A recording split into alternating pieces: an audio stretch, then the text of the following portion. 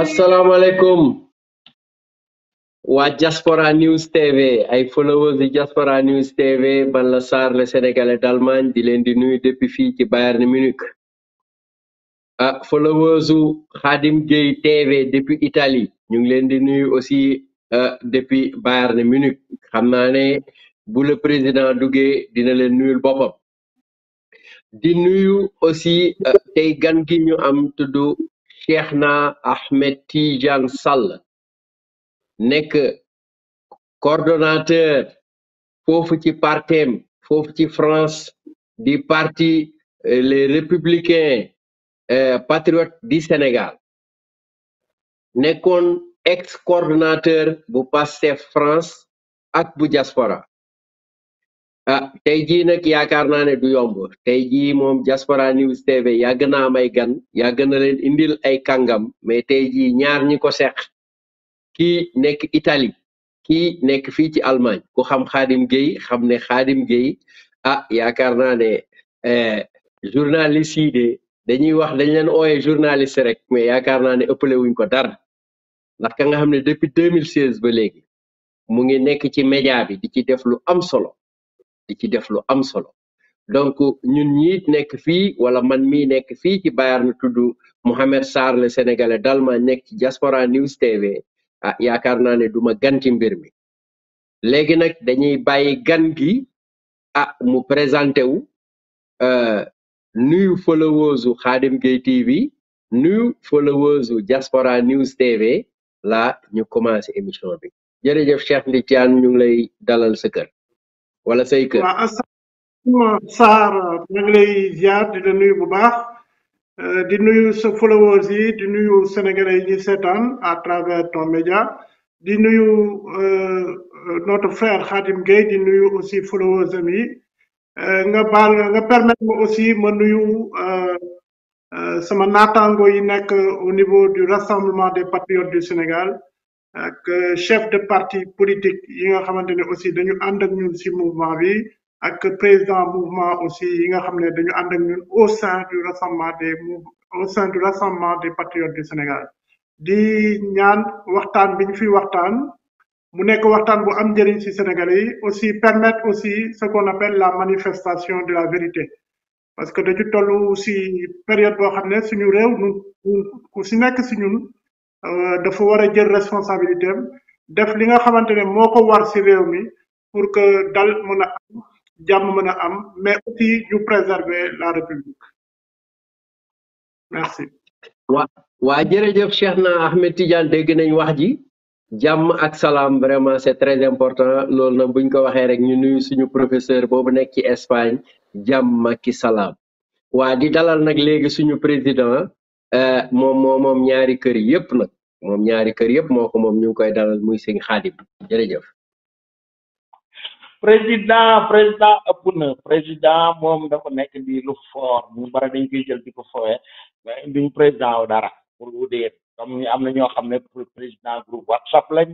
am ñoo xam président de la république lañ am ñoo xam ne si dégg maam président wu yaa ma gën a xam daal wala maa ngi lay nuyu Mohamed bu baax di nuyu ki nga xam ne si mooy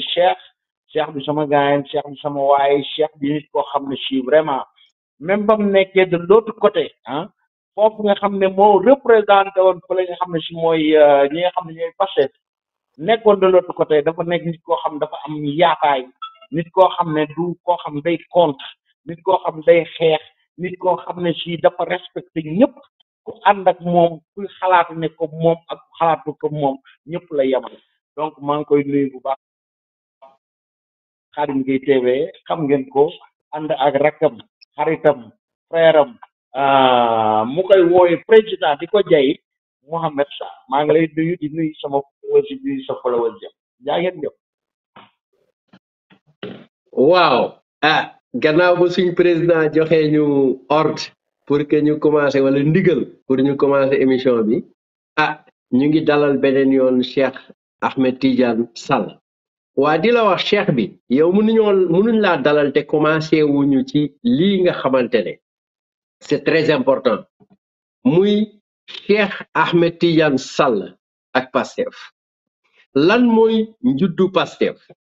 ak lan mooy njuddu Pastef ci France ak ci Europe parce que ñaar yëpp nekk nga coordonné nga leen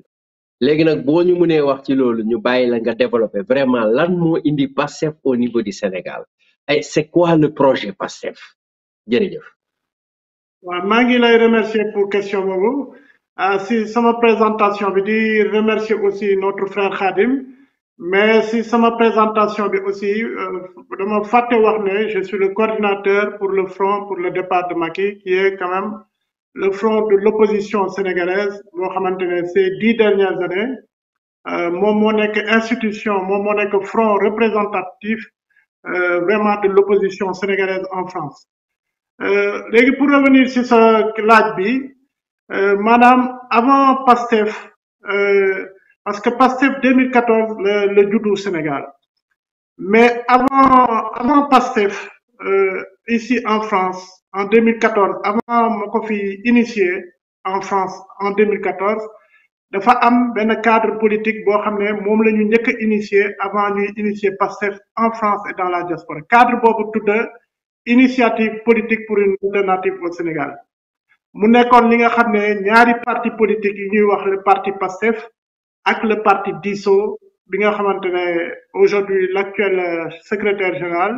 est un ministre conseiller je crois au niveau NTIX donc cadre politique boobu nekkoon un regroupement de jeunes comme man comme Ousmane Sonko comme Taïma Ibnou Silla ñun ñett ñoo daje ñoom ñu indi seen ñaari parti man en tant que institut personnel ma daal di ñëw et sur proposition donc de Ousmane Sonko leader de Pastef j'ai été proposé comme étant le coordinateur de l'initiative politique pour une alternative au Sénégal et ça c'est pour l'histoire pour ñu di xam ko parce que gars yi dañuy dégg Pastef rek en France wala ci diaspora mais dafa am avant Pastef ñu koy créer fii ci diaspora wala en France dafa am cadre politique bu tuddoon initiative politique pour une alternative au Sénégal c'est bien de répéter la répétition étant pédagogique li taxoon ñu def ko nag dañu jàppoon ne ñun bon ñoo bokk génération man Ousmane Ibnou et que il fallait bon ñu indi benn touche boo xam ne une nouvelle démarche au niveau de la politique bon dañu doon def suñu ay réunion donte man maa ngi woon Paris Silla nekk aux États-Unis au niveau de Dallas Ousmane nekk au niveau de Dakar donc on faisait nos séances de travail à l'époque c'était sur Skype en 2014 Skype moo doon outil bi nga xamante ne vraiment moo doon permettre ñu mën a di def suñu séance de travail di liggéey pour taxawal li nga xamante ne mooy initiative politique pour une alternative au Sénégal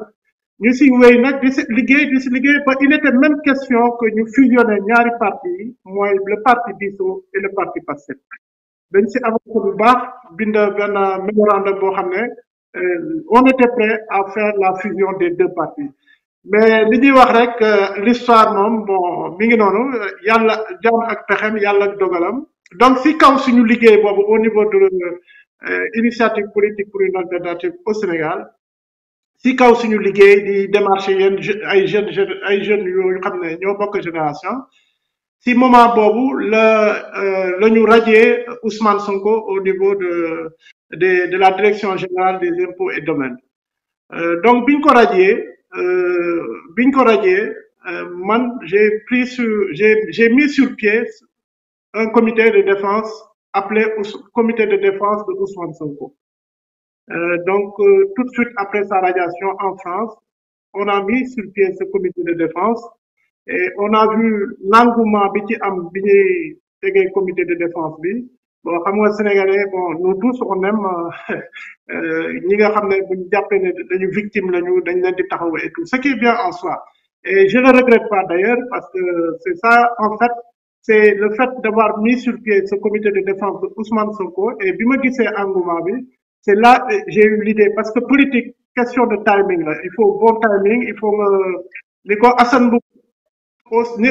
di wax ci musique ne musique du biir dafay xëy wasin mais politique aussi c'est comme ça boo xoolee alliance yeeg yépp ak momentum bi ak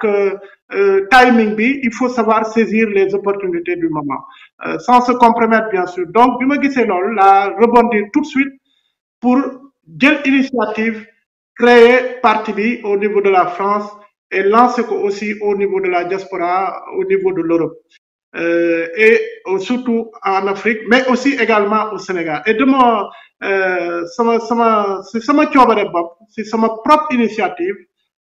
Boobu temps laajuma kenn permission laa jël sama initiative bopp comme ni ma créé woon comité de défense de Ousmane Sonko parce que jàpp naa ne bon il fallait aider notre frère à ce moment-là et taxawal loo xamante ne moom bu jafe-jafe yi mu nekk passé dina am parti boo xamante ne am na benn assise bu baax. Voilà, donc c'est partant de là qu'elle a taxawal Pastef au niveau de la France et au niveau de la diaspora ba nga xam ne les premiers coordinateurs yi nga xam ne am nañ ci diaspora bi yëpp ci man la ñu jaar ma intégré leen ci parti bi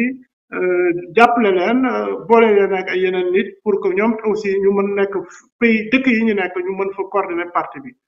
donc loolu mooy indi historique naissance su Pastef en France et dans la diaspora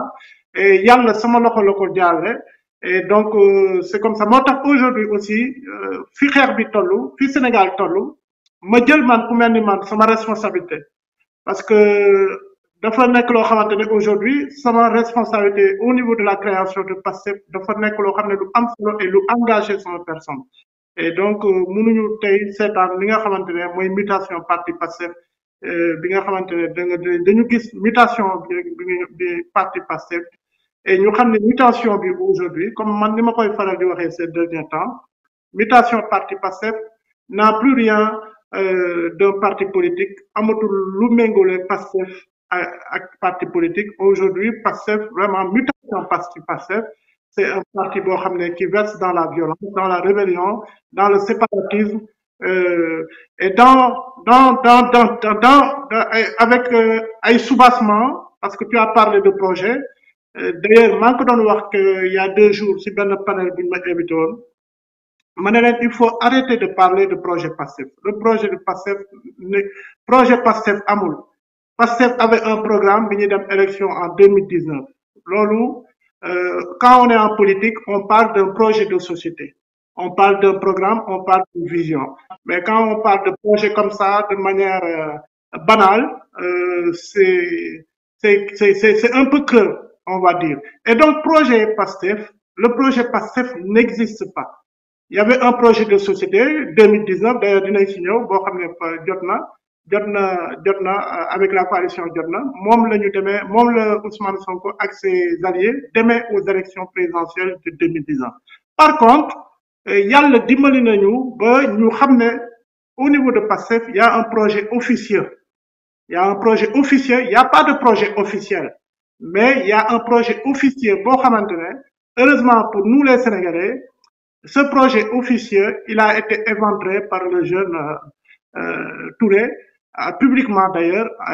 pour dire en disant clairement que ñoom li gën a tuuti ci seen projet mooy fal Ousmane Sonko président de la République mais seen article 5 bi mooy jëlee fi seen morom yi di jaam seen morom yi jaam yóbbu leen ñu jaamu ji yàlla parlant de daxwa donc qui sont des termes quand même forts quand on parle de daxwa et donc et là heureusement que là bi mu waxee loolu la ñu gis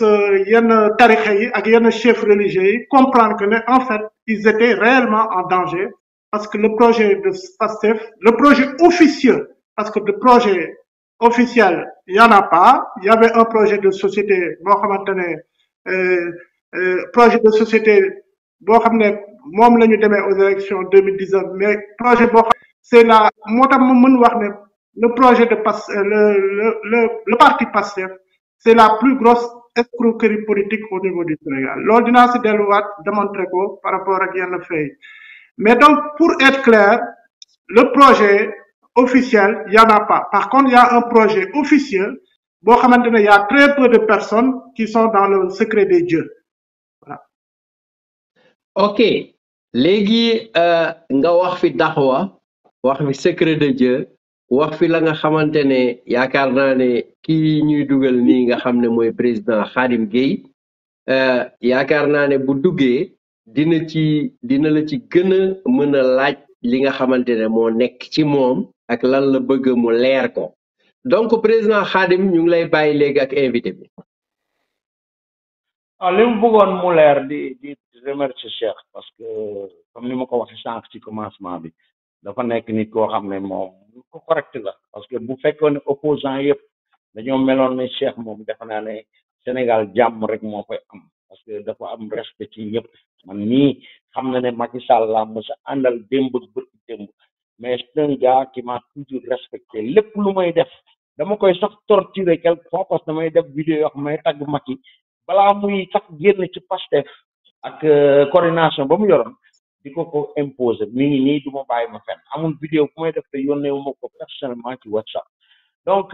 man li ma bëggoon xam Cheikh mooy mais li nga expliqué mooy motivation bi tax nga bàyyi Pastef réellement parce que waa ji leen jiite ou bien seen projet boobu ñu amoon est-ce que Ousmane Sonko kese moom mun a porter projet boobu parce que bu fekkee ne projet bi nit kese la ñu mën ne ok ci Ousmane la ñuy topp bu fekkee ne projet bi dafa nekk loo xam ne si lu ñu war a mën a développer pour baaxul Sénégal pour ngëneelu Sénégal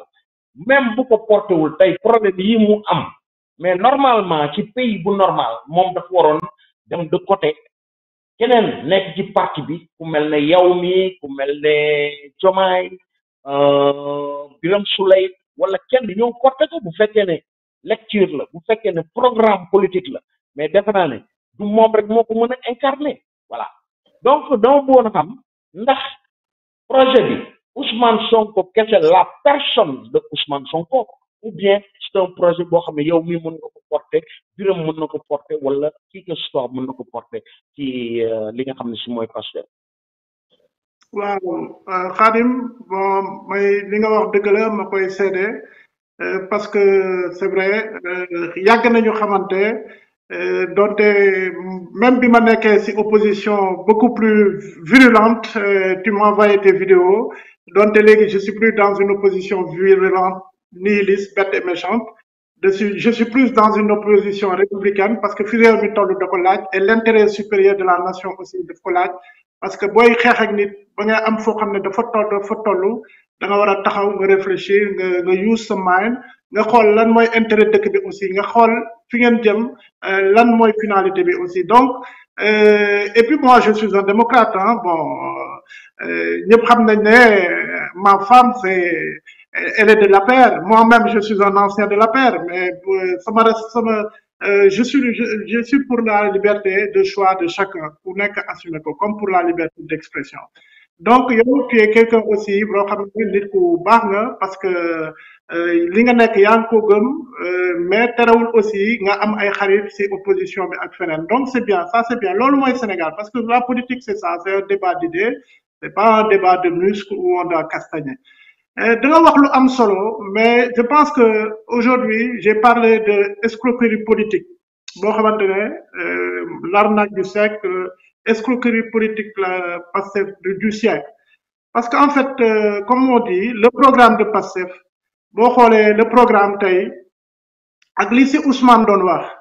ne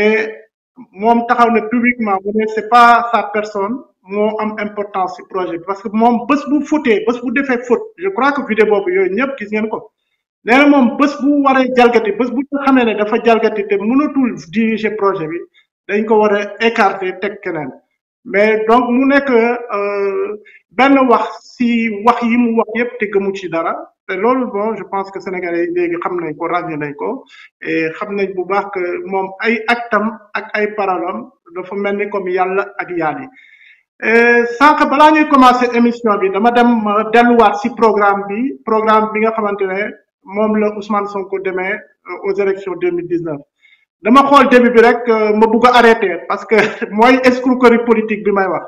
parce que dama xool première page bi première ligne yi dañ ci doon wax transparence et reddition des comptes xam nga Olof Ndiaye dafa wax loo doon taalibeem doo doon sëriñam bi ma xoolee transparence et reddition des comptes rek j'avais envie de ne plus continuer à parcourir le programme parce que man de 2014 à 2017 première quête bi nga xamante ne moo jógee ci diaspora bi première xaalis bi nga xamante ne moo jógee ci diaspora bi ma ket ko man di bàyyi sama liggéey di dem si ay chef d'entreprise ay Sénégalais muy woo parce que il croyait au parti Pastef, il croyait à ce que Pastef mën na changer Sénégal ñu may woo fu nekk may bàyyi sama liggéey di jëli xaalis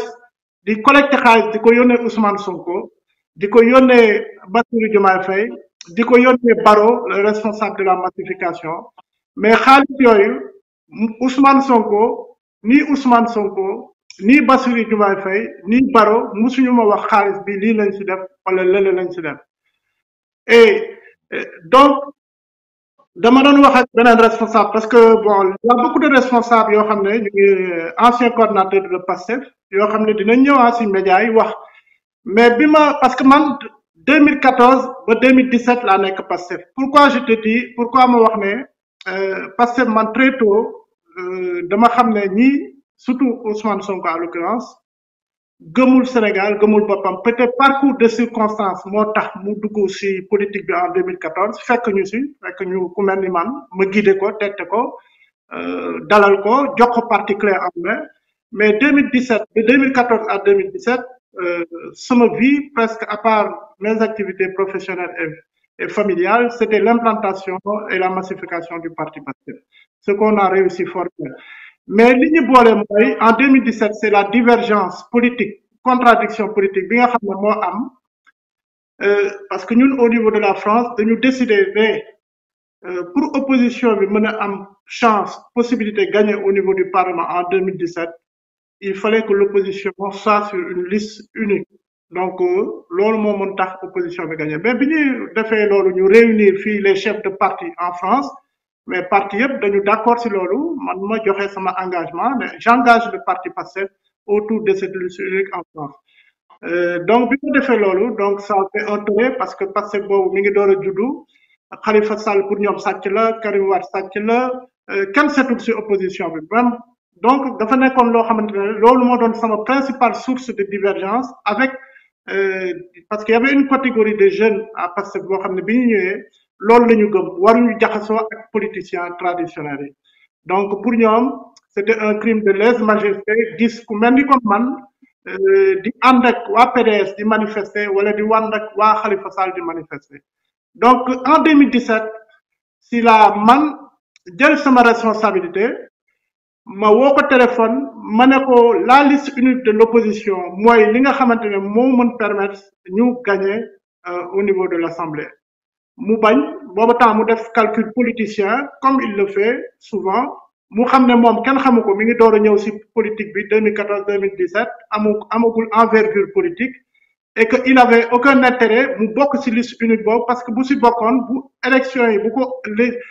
ko opposition bi gagné le futur premier ministre serait peut-être Idrissa Seck wala Khalifa Sall wala Malick Gakou mais pas lui peut-être lui moom du mën a am ci setu yi du mën a am ci poste bi nga xamante ne vraiment am na solo am na cër donc il a fait un calcul politicien xalaat benn parcours politique moo xam ne moom la bëgg a am mu mettre en avant son intérêt personnel l'intérêt d'un parti alors que man ku ma xam ne man c'est toujours l'intérêt général qui guide mes convictions c'est l'intérêt supérieur de la nation et c'est là que j'ai dit bon écoute nos chemins devaient s'arrêter là donc s'il a quitté Pastef en 2017 démissionnant malgré le fait que dafa nekk loo xam ne sama bébé la ma taxawal ko mais boo waree bàyyi dara da ngay am dignité ak honneur nga bàyyi ko parce que su nekkee gëmoo loolu da nga ko war a bàyyi donc en parlant de ça aujourd'hui moo tax l'histoire les a rattrapés moo tax ñoom man je pense que Sénégalais aussi dañu gaaw fàtte parce que ku suivre histoire politique de 2017 à maintenant di nga xam ne non seulement di nga xam ne c'est quelqu'un qui est versatile mais gëmul Sénégal gëmul le projet du Sénégal mais boppam la gëm sinon moment boobu nga xam ne opposition bi dafa soxla woon ñu regrouper wu ñu ànd il serait avec la liste unique de l'opposition loolu tax l'histoire les a rattrapés parce que li ñu bañoon en 2017 ils l'ont fait en 2022 parce que y a eu l'affaire Adji Sarr et à ce moment-là ils avaient besoin de bouclier donc pour parler du projet Cheikh li ma bëggoon xam avant tout mooy est-ce que tey jii Ousmane Sonko gannaaw def na manipuler na xale yi comme ni ngeen koy waxee manipuler na gis nga Sénégal nañ ko changé xale yi kenn respecté tul kenn du kilifa diine du kenn mais ñoom ñëpp dañ ne Ousmane Sonko moo leen gën a seen baay ñii ne moo leen gën a seen ndey ñii ne mooy seen sëriñ dañuy dem ba di ko jox addiya comme niñ ko jox sëriñ si ma lay xamal dina laaj ndax selon toi ëllëg Ousmane Sonko procès bii nga xam ne si mu ngi ko jublu bu fekkee ne yàlla def nañu condamné ko dootul mën a nekkati leaderu Pastef mais est-ce que xale yii ko topp ñii may wooye golo yi man golo yi laa di wooye nëbb moo ku ma xam-xam mu ci loolu mooy dox yi ko topp ñi nga xam ne si moo leen gën a seen day gën a seen baay est-ce que ñooñu daañu mën a topp beneen leader boo xam ne si nommé nañ ko pour que mu mën a jiite parti boobu di Pastef parce que sama gis-gis sama xalaat dama yaakaar ne ñoom Ousmane Sonko la ñuy topp mais topp ñu projet bi dañuy dégg projet bi parce que projet bi kenn mus ko développé koo ci laajoon xale yi am 15 ans 14 ans yee di dee lan mooy projet wu Pastef mënu la wax lii mooy projet bi mënul ci wax kenn affaire donc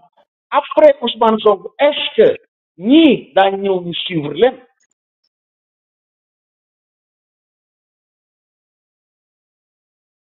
moom bokkatoo ci def naan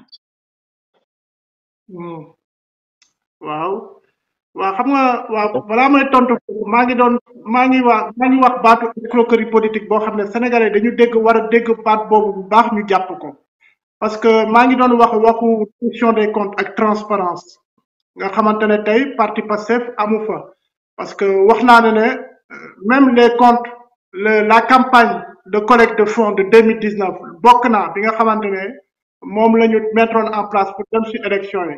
ba fi ñuy wax ni gisoo fenn fu ñu ne voilà xaalis bi nii lañ ci dépensé et on a encore vu avec Yewwi Askan Wi où il y a eu une collecte de fonds et il y a des membres de Yewwi Askan Wi notamment qui ont porté plainte contre l'usage de cet argent boo xam ne kenn xamul fu ñu dugg mais bi ci beneen bi aussi c'est le cumul des mandats moo tax dama commencé lire programme bi en 2019 ma ne bon c'est pas la peine de continuer parce que c'est de la littérature mooy da ngay bind dara pour ne lire pour teg ko fi mais yow gëmoo li nga bind parce que dama lire aussi ba yam fi nga xam ne fi ñuy waxu cumul des mandats que Pastef dafay interdire cumul des mandats mais alors tey ñaata député ñoo nekk maire nekk député nekk Pastef notamment le numéro 2 du parti Birame Souleye notamment Cheikh Aliou Bey donc ce que je veux dire bu may wax escroquerie politique dama koy teg ci ay finde parce que man du ma waxantu dama koy teg ci ay finde yu leer et wax naa fi plusieurs finde yoo xamante ne dafa leer que ne ñii même bu ñu ñëwoon au pouvoir li ñu dig Sénégalais soi-disant le fameux projet qui n'existe pas ce serait un projet officiel qu'ils vont dérouler mais sachant que li ñuy bind ñoom li ñuy bind gëmuñu ko parce que boo gisee li ñuy bind tey jii nii ils sont au pouvoir certains sont au pouvoir c'est un pouvoir local peut-être et un pouvoir législatif mais ils ne l'appliquent pas notamment le cumul des mandats avec Birame Souleye avec d'autres députés maires yoo xamante ne tey ñu ngi garder et leur poste de député et leur poste de maire donc pour moi ces gens-là ils ont montré à la face du monde que c'est la plus grande escroquerie politique bu mës a am Sénégal parce que lépp lu nga xam ne dañ koy wax dañ koy bind tënk ko encore plus grave duñ ko jëfee donc pour répondre à la question de notre frère en fait il faut savoir que Pastef vit ses dernières heures Pastef vit ses dernières heures parce que malgré caisse de résonance bi nga xam ne dafa am ci réseaux sociaux yi nit yi foo ne Pastef sénégalais boo jël 10 sénégalais yoo jël 8 yi wala 9 yi Pastef la ñu àndal loolu c'est vraiment une vue de l'esprit c'est beaucoup de bruit comme on dit les tonneaux vides font beaucoup de bruit parce que réseaux sociaux yi c'est pas l'électorat du Sénégal du ñooñu ñooy dem di voter donc il y a beaucoup de bruit mais en réalité moi je l'ai dit l'autre fois ci live bi ma doon def Pastef est loin d'être majoritaire au Sénégal et même aujourd'hui tout le monde sait que à partir des chiffres le premier parti de l'opposition ce n'est pas Pastef c'est le PDS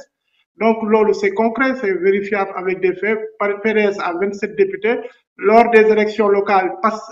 PDS à lui tout seul a fait avec sa coalition 450 000 voix là où la coalition Yewwi Askan Wi, plus de 50 partis et mouvements, a totalisé aux environs de 750 000 voix. Donc, si vous faites le ratio, le PDS, lui seul, qui a 450 000 voix, une coalition, il y a plus de 50 partis et mouvements, bon, PASTEF est largement par rapport au titre de premier parti de l'opposition, ça ne peut être que le PDS. Pour revenir sur PASTEF vit ces dernières heures, et certainement parce que Ousmane Sonko, naturellement, il ne peut pas être candidat et il ne sera pas candidat. Voilà, moi, je pense que si Ousmane Sonko n'est que candidat, il faut que dès que bi nga xamné moy Sénégal franchement bala muy ëpp ñu jaay ko ku nekk jël sa wàll nga dem parce qu'il n'y a jamais eu une personne, un acteur politique qui a osé appeler à la violence, appeler au meurtre, appeler à tuer des magistrats, appeler à aller chez les gens pour sortir de l'argent qu'il y a là-bas, appeler à tuer un président, appeler à l'insurrection, et de manière claire, je l'ai dit, c'est-à-dire que bon, nous tous, il y en a ça y est, si nous croyons des bonnes, parce que les Ousmane Sonko di def ci politique moo gën a yomb def encore comme je dis pour ñi ñuy seetaan parce que les am na ñu bëri ñu may ne kii dafa jaloux moo tax mu koy attaqué non c'est ma responsabilité aujourd'hui en tant qu'initiateur du PASTEF en France et dans la diaspora et suite à la mutation de ce parti de me dresser contre ce parti. La personne de Ousmane Sonko ne m'intéresse pas pour man comme ni ma koy waxee c'est une poubelle, c'est une déchetterie. Parce que def na fi ay ñaawteef yoo xam ne depuis que le Sénégal et le Sénégal amul benn acteur politique bu ñeme def li mu def te ñemewu ko defu ko par ñeme mais il l'a fait par lâcheté et par peur et notamment quand il accuse Mamour Diallo d'avoir détourné 94 milliards qu'il y a une commission d'enquête parlementaire ñu woo la ne la yow ñëwal indi say preuves nga taal sa oto dem Casamance dem doxal ko ne si on me condamne la Casamance me défendra. Alors que dans ce dossier aussi beneen escroquerie il était acteur dans ce dossier et certainement il a fait ce qu'on appelle un délit d'initié parce que c'est en étant certainement inspecteur des impôts qu'il a eu vent de cette histoire de titre foncier 94 je ne sais plus combien. Et à ce moment-là, mu jël information yi ibbi cabinet fiscal nekk tampon entre famille bi ba di leen proposer à ce que moom bu leen indilee xaalis ñu jox ko ci 12 milliards je sais plus une commission de 12%. mu nekk loo xamante ne Sénégalais aussi vont découvrir par rapport à ça. ok léegi Cheikh bi ñu ñëw nii actuellement am na question yi nga xam ne sax yu bëri répondre nga ko avant ñu la koy poser mais man dama bëggoon a xam wala ñun boog dañoo bëggoon a xam parce que dañoo constaté depuis un certain temps ndax def nañu benn investigation ci yow balaa ñuy lay invité ci Diaspora News TV ak Khadim Gueye TV def nañu benn investigation ci yow que ne actuellement tu n'es plus virulent sur le président Macky Sall ou bien le gouvernement ou bien mouvance présidentielle dañoo gis ne actuellement da nga leen diw chocolat diw leen beurre lépp moo ci léegi nag ñu bëggoon xam exactement lan moo tax est-ce que mën nga ñoo argumenter peut-être président Macky Sall dafa am fa nga xamante ne daf la fa daaneel ci ses réalisations ci démarche am ci li nga xamante ne yóbbu na fa Sénégal ou bien exactement lan moo tax parce que d'autres nous disent que ne peut-être daa am loo complu léegi ñu bëgg xam exactement lan moo indi nga dindi sa virulence boobu nga amoon en tant que opposant ni nga nekkoon ku dëgër ka nga xam ne Pastef nga bokkoon di critiquer le gouvernement di critiquer mouvance présidentielle pourquoi léegi actuellement nga tourner veste bi ba pare sol beneen veste en tant que opposant.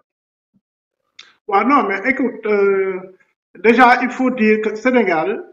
parce que bon, parce que nous avons c'est pour Sénégalais, vraiment, c'est pas ça. Quand André Ousmane Sonko, do opposant. Quand André Ousmane Sonko, tu travailles pour Macky Sall. Déjà, la coalition AR, bi ma gisee ñu def F24 ma ne donc Ousmane Sonko maintenant travaille pour le président Macky Sall parce que yow bu nekkee da nga taxaw nga ne coalition AR ñii il travaille pour Macky Sall pour l'opposition de Macky Sall jëmmi jamono dox ba ngeen retrouver wu ngeen def benn cadre de lutte bu tudde F24 mais ñi nga ne woon ñoom ñooy liggéeyal Macky Sall, l'opposition de Macky Sall, nga àndal ak ñoom. Ça veut dire que toi, tu les as rejoints aussi, tu es venu pour travailler pour Macky Sall. Jusqu'à preuve du contraire, parce qu'il n'a pas fait d'annonce pour dire que non, dama juumoon, ñii kat ànduñu woon ak Macky Sall, ils étaient dans l'opposition, mais bokkuñu woon yoon. Vous savez, même en France, il ne faut pas quand même mélanger les serviettes et les torchons. Il y a des oppositions au Sénégal. Il y a des oppositions. Man, j'assume ma façon de m'opposer. Maintenant, comme j'ai dit, je ne suis plus dans une opposition bête et méchante, nihiliste, aveugle. Bon, c'est au toi que je m'y mette. L'autre, pour dans le Sénégal, Sénégal. Non, je ne suis plus dans ça. Je suis dans une opposition républicaine. Si je critiquer, je vais critiquer. Si je def ay proposition dina ko def parce que dans les pays dans les grandes démocraties c'est comme ça da ngay gis pouvoir bi sax de jël ay idées yoo xam ne si ay éléments de l'opposition de membres de l'opposition la jóge. Donc il faut rappeler déjà que il y a des oppositions et que man ku mel ni man Ousmane Sonko daf ma fekk si opposition bi daf ma fekk si opposition ma jàpp loxoom tettal ko defaral ko parti di ko wax tegal fii sa tànk tegal fii sa bul def lii ñuy dawal stratégie ñun ñaar on ne restait pas 2-3 jours sans se parler xool naka la ñuy defee stratégie pour massifier parti bi pour avancer. À ce moment-là il n'était pas encore populaire, il y avait l'unité, il y avait tout ça. Donc il y a des oppositions. Man m'a choisi retour. Et puis il y a eu l'affaire Adji Sarr, on en a parlé parce que l'affaire Adji Sarr xam nga Bouba dafa ne Yewwi Askan Wi Adji Sarr moo ko créé ñëpp ne kii xamul mais dëgg la l'affaire Adji Sarr aussi dafa tas opposition bi en France parce que bi mu xewee dafa am ñoo xamante ne ay opposants yoo xamante ne comme man dañu toog déglu affaire bi en plus le coordinateur de Pastef qui m'a remplacé bi ma démissionné daf ma woo mu ne ma bon vraiment dañu bëgg nga ñëwaat ñu jàpp ci xeex bi parce que dafa am benn histoire bu xew Sénégal dañu jiiñ accusé Sonko de viol tout ça. Donc j'étais pas au courant de l'affaire ma ne ko bon je vais voir de quoi il s'agit dinaa xool situation bi nu mu demee. Donc bi Ousmane Sonko defee moom conférence de presse j'ai dit tout de suite parce que ñun tamit ay borom xel lañu Ousmane moom comme je dis moom c'est un syndicaliste bi mu ñëwee di def politique na ma ko doon wax ce qu'il faut faire ce qu'il ne faut pas faire en politique. Et yenn saa yi sax dama doon mais nekkate politique yi la méttee mais affaire bi mat ma ne ko léegi mu ne maa ngi jàng ma ne ko léegi mokkal nga parce que je voyais des choses yoo xamante ne voilà enfin bref ça c'est pour l'anecdote. Mais li am solo mooy man bi ma dégloo conférence de presse j'ai dit tout de suite ce gars parce que man nit booy nekkal 3 ans ngeen am yenn relation yi nga nekk quasiment presque bras droit musuloo jàmbat ndigg buy metti musuloo wax dama am ay problème parce que c'est un jeune il est sportif day daw da nga gis muy daw.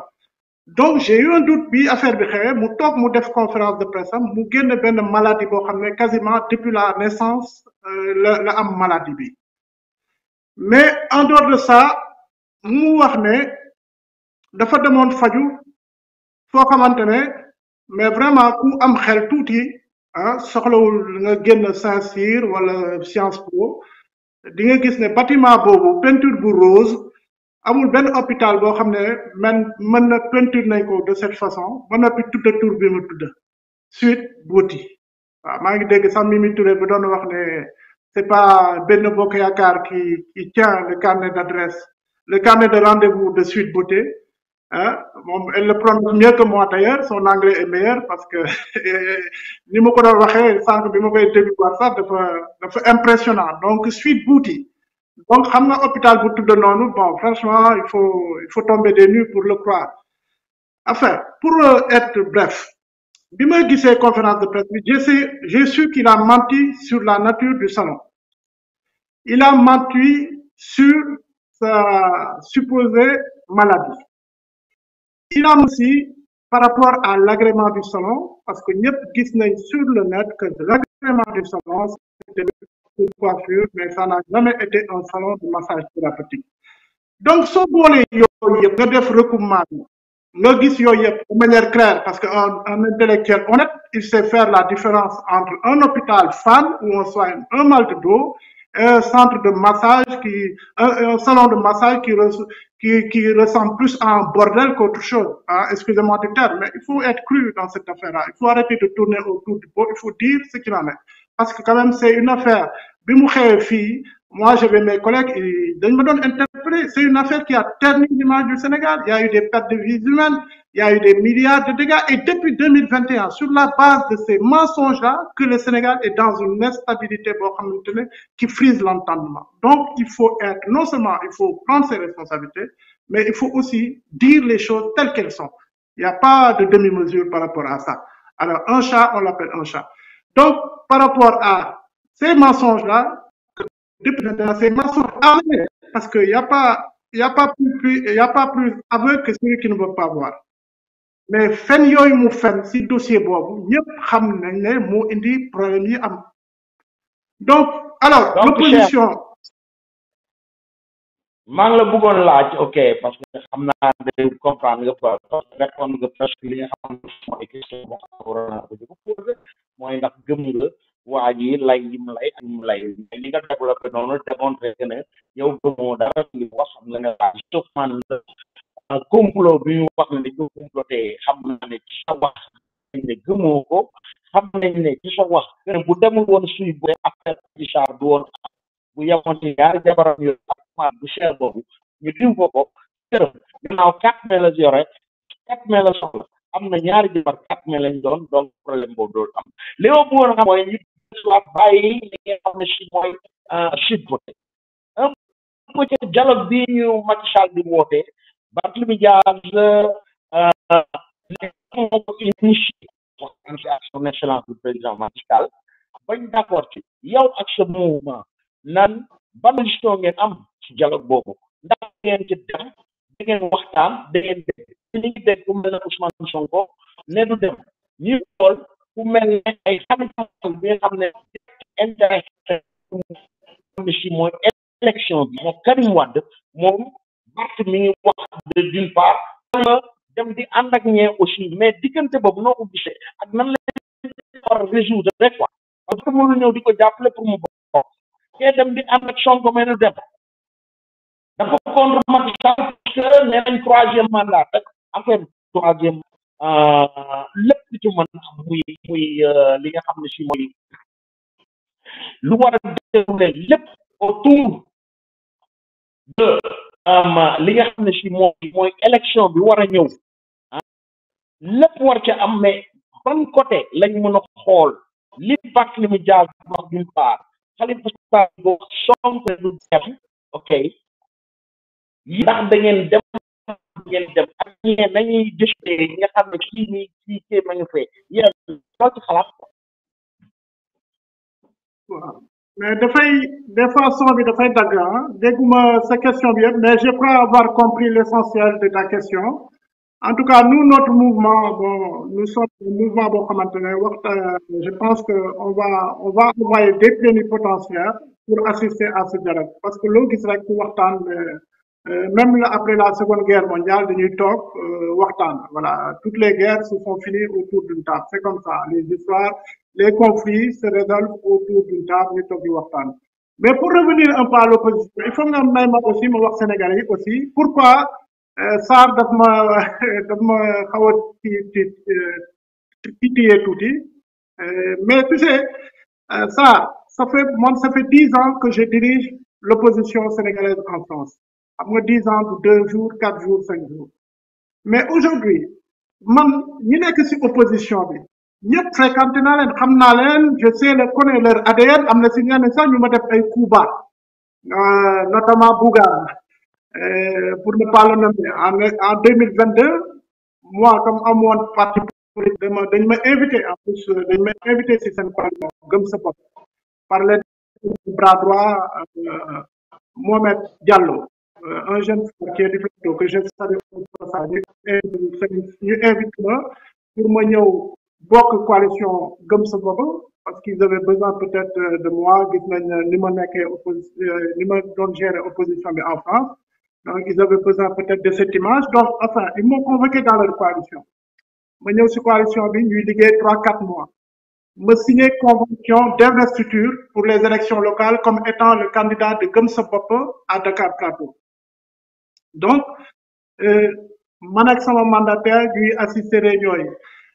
ma war a ñëw France ma war a ñëw reprendre mon travail mais sama mandataire continue toujours di dem ci réunion yi bi mu desee une semaine pour ñu déposer li nga xamante ne mooy liste yi au niveau des mairies sama mandataire nekk aux abonnés non avant que sama mandataire di nekk aux abonnés absents Bougane était aux abonnés absents di ñu dawloo mandataire bi di ma dawloo mandataire bi ne ma bon je ne comprends pas Bougane bi jël sama appel waxuñu dara et puis comme ñun fi ñu dëkk dañu dégg ne Bougane dafa investir beneen personne daf ko jox investiture bi daf ko jox beneen nit foofu donc ba mujjee gi mandataire bi aussi mu jënd ko ci jeu bi parce que su ma ko woowee teg ko pression mu ne ma non c'est Bougane qui m'a dit de te lâcher non seulement dañ ma lâcher mais dañ ma lâcher ak sama ay papier pièce d'identité yoo xam ne dossier yoo xam ne dama ko constitué plus de 150 pièces de carte d'identité yoo xam ne bi ma defee pré-campagne avec gis nga li ma problème yi ma amoon sax au niveau de plateau ñu jël samay pièces d'identité jox ko Bougane pour mu jox ko seen candidat boobu donc xam nga tey jii nii Sarr t'as pas besoin de dire dañ ma c'est juste moi par honnêteté man maa décidé ne dootuma attaqué Macky Sall ni ma ko doon attaqué parce que dama gis ñoo xam ne ci opposition bi dallu Macky Sall sax moo leen gën donc pourquoi man parce que dama war a nekk opposant dama war a bokk ci ay coalition yuy seddu demain bu ñu gagné 2024 rek je dois vraiment taire tout ça gis ay nit yoo xamante ne gisuñu dara amuñu conviction ñoom nekk ñu déjà au pouvoir ni ñuy doxale notamment cette trahison parce que Bougane dama koy wóor du jël dama ko doon wóor du jël Cheikh bi non c'est que il faut ma dagg la fii nii pour wax la ne la yow niveau bi nga am ci politique niveau intellectuel bi nga am ba pare nekk ci diaspora bi yaakaar naa ne nekkul rek seulement parce que nga opposant jëlu la moo tax nga ànd ak président Macky Sall nekkul ne loolu rek moo tax dootoo ko attaqué yaakaar naa ne boo demee ba nga xamante ne opposant nga ba nga xam ne opposition du lu illégal dafa nekk la nga xam ne c'est légal et c'est noble mais yaakaar naa boo demee ba nga xamante ne yow li nga doon attaqué ci président Macky Sall gisatoo ko égal opposition boo munti ka nekk war nga mën a taxaw nga ne yow dama mesurer sa niveau d'intellectuel nga ne président Macky Sall parce que dama ànd ak moom parce que lii ak lii ak lii ak lii ak lii daf ko waxoon ci programme am moom la def wala lii ak lii ak lii ak lii dama ko gis ci yoon bi nga xamante ne fa la jëmee Sénégal mais c'est pas parce que da nga oo Bougane Gueye Dany jëlu la rek nga zappé ko wala da nga oo Ousmane Sonko wala da ngeen am problème yéen ñaar booy ànd ak nit da ngay ànd ak moom ci objectivité yaakaar naa ne loolu moo tax nga wàññi virulence bi nga amoon ci président Macky Sall. waaw non mais je pense que tontu nga aussi en partie question et tout tontu parce que boo gisee man comme je te dis li ma jëflanteeg opposants yi xam leen xam seen ADN xam sax seen ñenn ñi ni ñuy def pour investir bi ñuy investir seen candidat député dañuy investir koo xam ne mosoo ko gis ci manifestation ñu ñëw jël ko parce que chef bi Dakar la nekk moom kii la bëgg mu nekk candidat mais da koy investir imposer ko gars yi donc tout ça c'est un ensemble boo xamante ne je suis très bien placé pour xam ne tey jii nii ñi fi taxaw di xas Macky Sall ci wàllu ni ñuy doxalee réew mi ni waa Macky Sall di doxalee réew mi ñoom parti sax mënuñu ko doxal mu jub donc man par honnêteté intellectuelle je peux pas moi dire ces gens-là font mieux pour remplacer Macky Sall demain donc loolu rek la donc c'est pas li ma doon wax ci Bougane da nga dagg foofu mais c'est pas question de dama ko woo jël non c'est plus grave parce que quand tu rentres dans une coalition tu ratifies nga signer une convention d'investiture de candidat mu signer nga signer mais loolu c'est plus grave que dama la woo jëloo ma non loolu après la bi muy daw mais donc des choses aussi graves et pourtant kooku tey da nga gis ne c'est un candidat à l'élection présidentielle donc est-ce que man par honnêteté intellectuelle dama war a des ànd ak ay opposants yu mel noonu ne pour njam ñu dem wuti réew mi non je pense pas donc quand même loolu je tenais à le dire une parenthèse mais c'est am na yeneen leader yoo xamante ne bon bëgguma aussi am na si ñoo xam ne vraiment sama xarit lañu parce que ñëpp xam nañ sama parcours si opposition bi ces 10 dernières années li ma géré ak ñoom li ma ko géré am na koo xamante ne dañu mës a toog instance yi ne ma Cheikh comme yaay coordinateur bi bind ko lettre mais ba léegi ñu ngi xaar lettre bi pour mu tontu xam nga franchement bon il faut être sérieux quoi un peu c'est pas que waaw cheikh bi ah léegi balaa ñuy dugalaat sëñ Khadim le président parce que dafa amoon problème connexion mais je pense que c'est rétabli léegi man dama la bëggoon laaj dara parce que je pense que des fois on est plus sérieux que ça parce que on est dans la diaspora léegi nag diaspora bi dafa soxla vraiment kuy waxtaan ak moom di ko yee parce que le Sénégal actuellement fii ñu jëm nii ci taal ci yàq ci ay taal bisu dem dikk ci ay taal ay tali ci ay yàq ay pont ci dévisser ay pont léegi loolu nekkul le Sénégal bi nga xam ne moom lañ xamoon te ñun diaspora bi vraiment soxla nañu vraiment Sénégal ku leen di yee kuy waxtaan ak ñoom léegi yéen seeni problème yéen yow ak Bougane yow ak Ousmane Sonko yow ak keneen donc loolu du moom moo intéressé vraiment diaspora bi léegi nag ñu xam ne yow vraiment chef de parti nga bien que tu es dans l'opposition ñun ñu bëggoon xam lan mooy les perspectives de développement est-ce que yow sa façon ligne bi nga jël pour développer le Sénégal est-ce que gis nga sa bopp ci li président Macky Sall di liggéey et puis nga wax ñu yan côté vraiment mooy les côtés yi nga xam ne c'est très positif ak yan côté la war a joyanti jërëjëf. bon loolu dama siy kontaan di kii parce que moom laa lay wax xam nga li président Macky Sall di def Sénégal lu si lu baax buy dem du ko yóbbu et puis nit boo juumee aussi il faut par honnêteté intellectuelle soo juumee wala nga contrôle benn affaire nga gis ne ah bon y a un impact positif mais il faut le reconnaître loolu du wàññi dara si sa mérite man tey bokkoon naa si ñi nga xamante ne le plan Sénégal émergent dama ko gëmu ko doon ngaññe le terre gëmuma ko woon dama ne dañ si def xaalis bu dul jeex kërëb gëmuma je ne voyais pas son utilité ah le BRT pareil bi ñu commencé bon mais quand même aujourd'hui pour ñun ñi am chance di mën di bouger di dem Sénégal di dem di ñëw mais boo wàccee Sénégal franchement tu ne peux pas dire que ce pays-là a changé il y a une transformation quand même de ce pays et ça en tant que Sénégalais mais waruñu parce que dañu nekk opposant rek waruñu ko reconnaître donc moi je ne suis plus dans cette opposition parce que avant c'était waay yow bi dañuy xaalis bi kërëb xol bu tàng non il faut savoir raison garder un peu de retenue aujourd'hui je sais apprécier les belles choses comme bi ma wax keroog si au niveau du live de bas man Stade de France biñ koy defar damay gis defar bi mu paree aussi j'étais subjugué su ma jaaree Stade de France même des fois su dul samay yoon sax damay arrangé wu ma jaar bretelle bi xool ko rien que pour dundal sama bët mais depuis que le stade Abdoulaye Wade am Sénégal ma gis le chef-d'œuvre architectural hein, parce que nous on est de Dakar Plateau on a vécu avec des grands yoo xam ne c'est des peintres des artistes il y avait beaucoup d'artistes à Dakar Plateau un peu moins maintenant donc nous ça nous parle tout ce qui est artistique tout ce qui est culture mais quand tu vois le chef-d'œuvre architectural du stade Abdoulaye Wade mais kooku tout Sénégalais devrait être fier. Je disais à mon neveu que mais ce stade, je suis sûr, je suis prêt à même mettre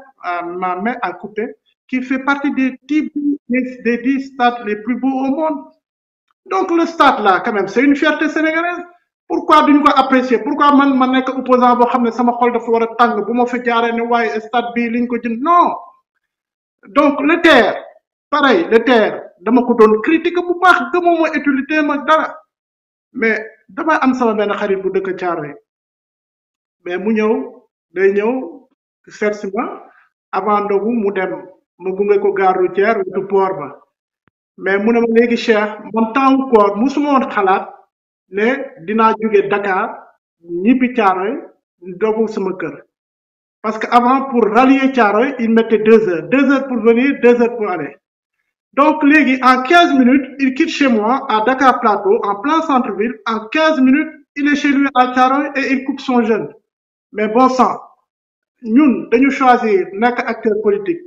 donc nous quand tu es acteur politique la gestion de la cité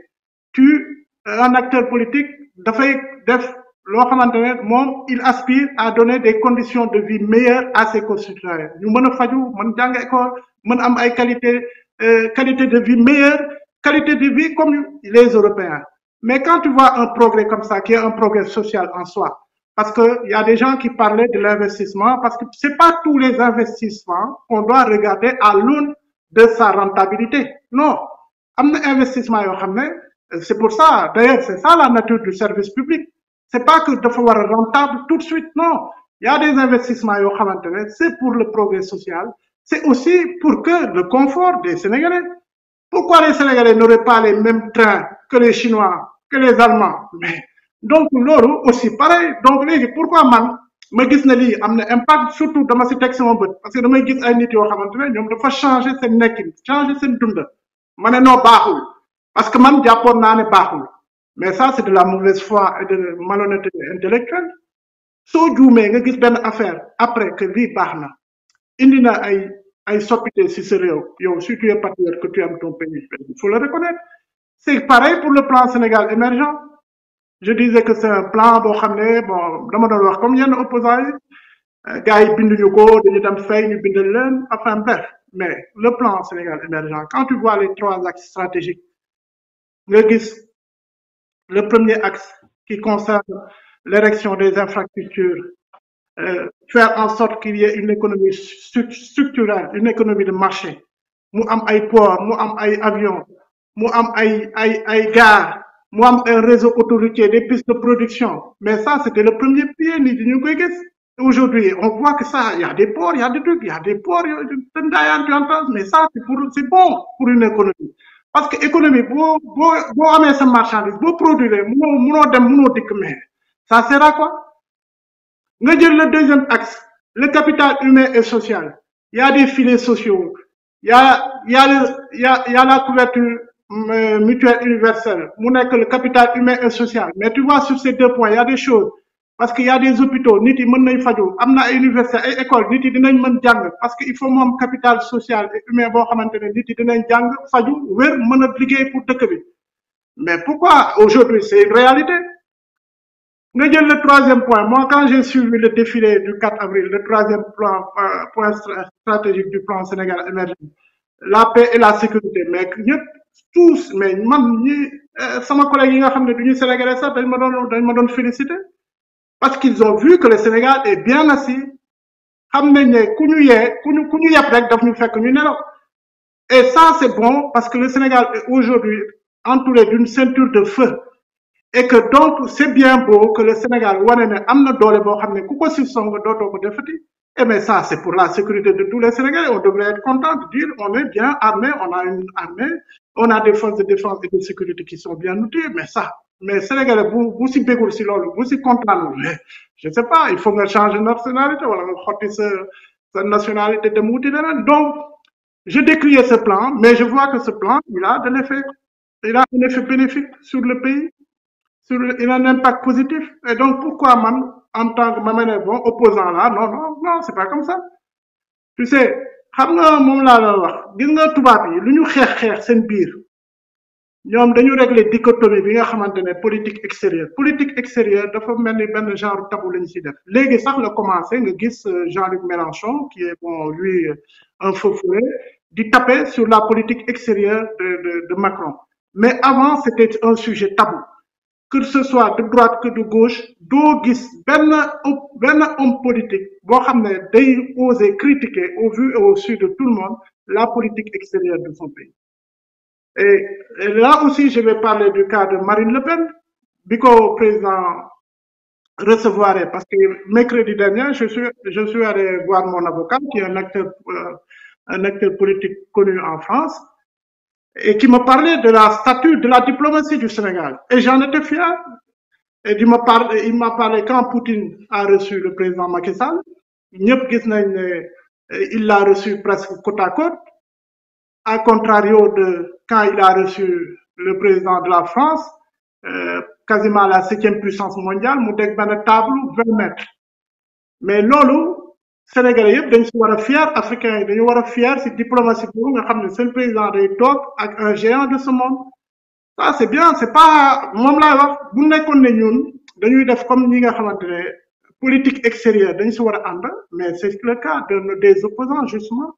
de se réjouir de ce geste-là parce que c'est le Sénégal qui gagne c'est la diplomatie sénégalaise qui est élevée à un firmament à un haut rang donc ça ce sont des choses yoo xam ne elles sont importantes et c'est bien que même moo nekk opposition nga mën si fier parce que c'est ton pays et loolu war aussi que moi je suis plus dans non seulement dans cette opposition nihiliste bête et méchante aveugle boo xam ne loo def ñu ne baaxul te ba noppi nga nekk ak ñoom ngay gis ñoo xam ne ñuy def ay jiya ak ay tooxi doona yoo xam ne nga ne noppi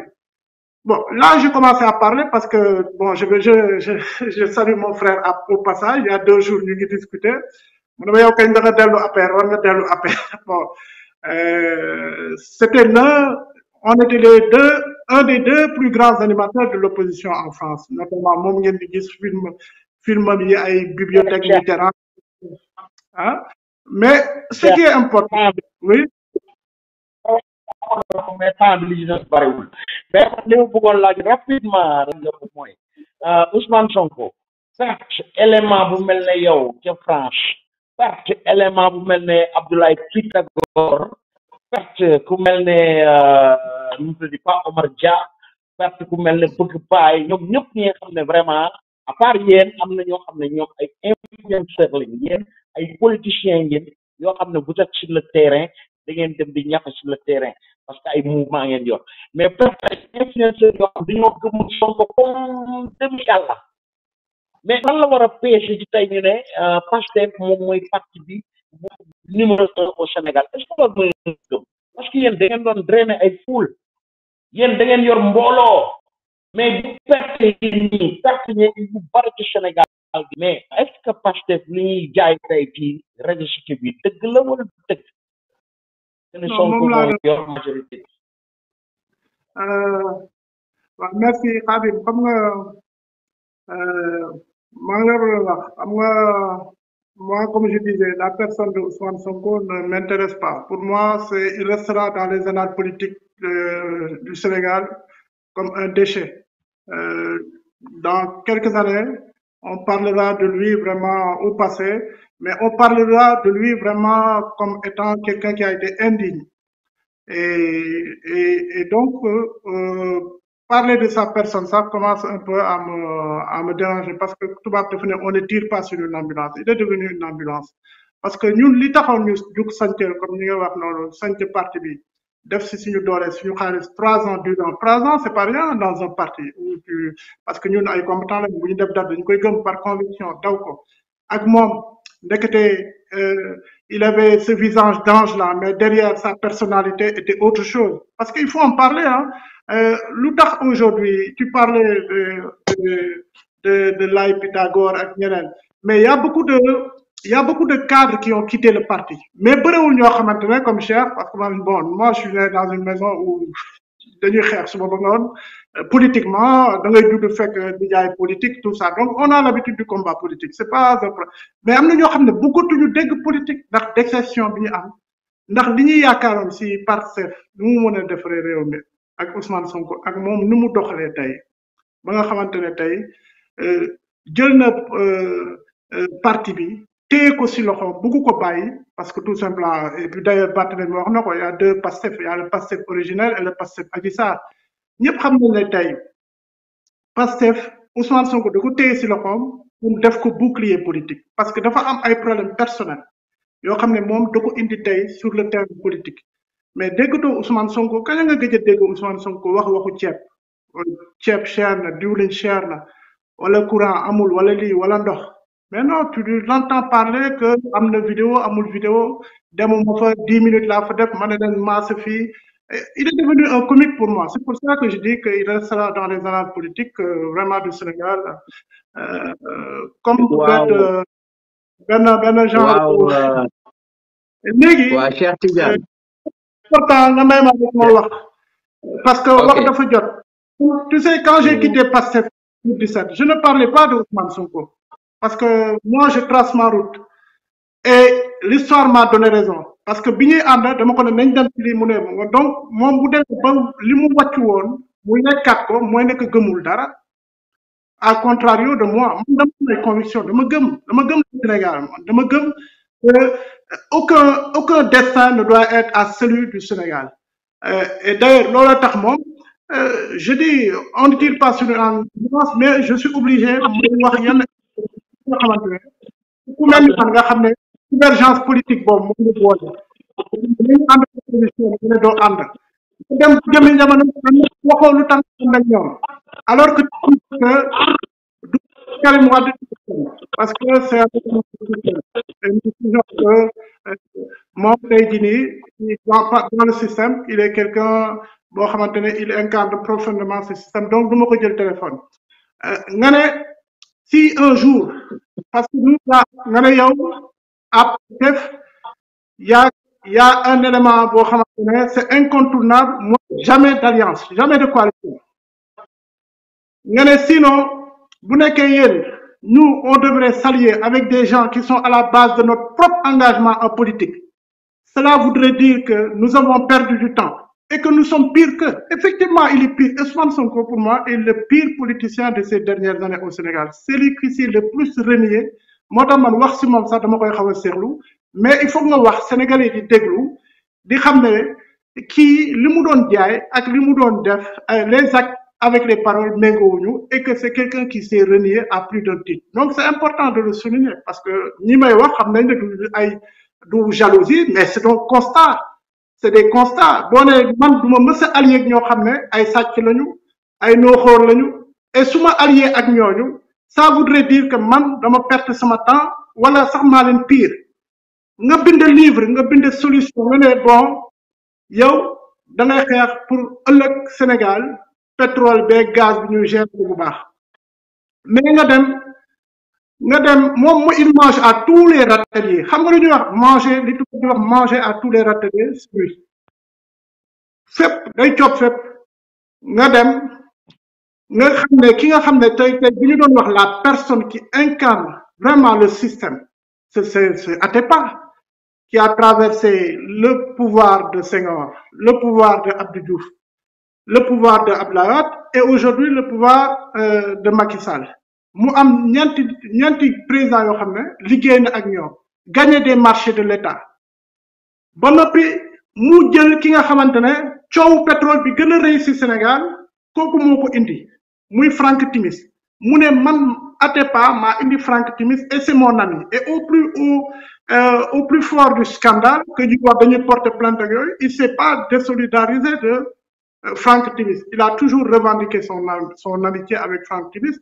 et Franck Timis c'est pas un philanthrope c'est un homme d'affaires qui fait des affaires Atepa c'est un homme d'affaires il fait des affaires et sur le dos peut-être du pétrole sénégalais parce que bu dee gëmuma ne indi na Franck Timis que Franck Timis seere ko la mais rek na ko waa jërëjëf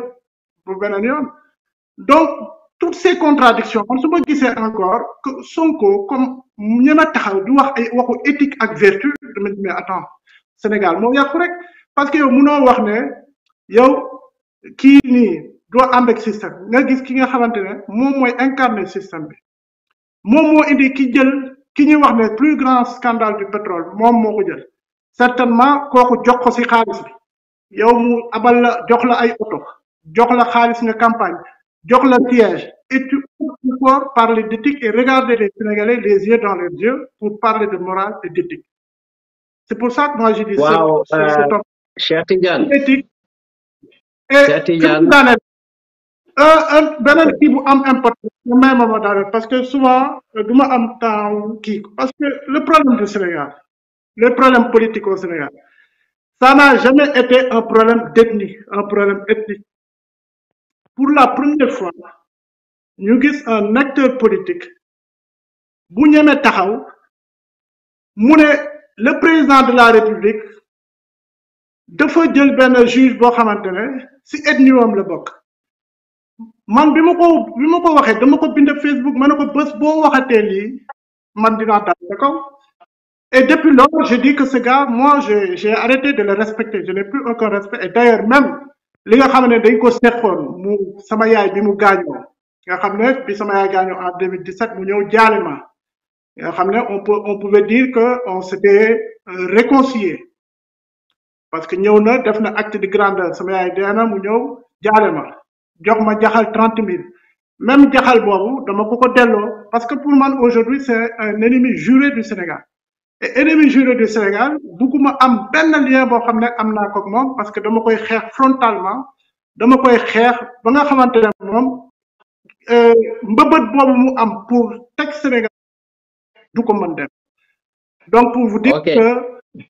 si quelqu'un aujourd'hui est vent debout vraiment pour porter pour faire ce combat contre cette personne-là ignoble, c'est lui. Donc affaire ethnicisation boobu nga may ma rek parce que c'est important et il faut ñu wax ko et d'ailleurs émission bi ma def chez Ba permettre na ma vraiment ma ibbi ay bëtu sénégalais yoo xamante ne si ethnie Joola la ñu bokk parce que un vrai Joola moom dafa wax du un vrai Joola. Parce qu'un vrai Joola, c'est un homme digne, c'est un homme fier, un homme d'honneur. Il ne se cache pas dans les jupons de Mimi Touré ou de Aïda Mbodj pour ne pas aller répondre à la justice sénégalaise. Et dire sa part de vérité. Parce que jusqu'à maintenant, si dans ce pays il y a cette instabilité, parce que ce monsieur a bravé la justice et n'ose pas faire face à une gamine de 21 ans. Donc, loolu dafa am solo ñu koy leeral. Ba noppi li ci gën a grave mooy lan avant may dellu si waat si côté ethnicisation bi mooy ne que ce gars-là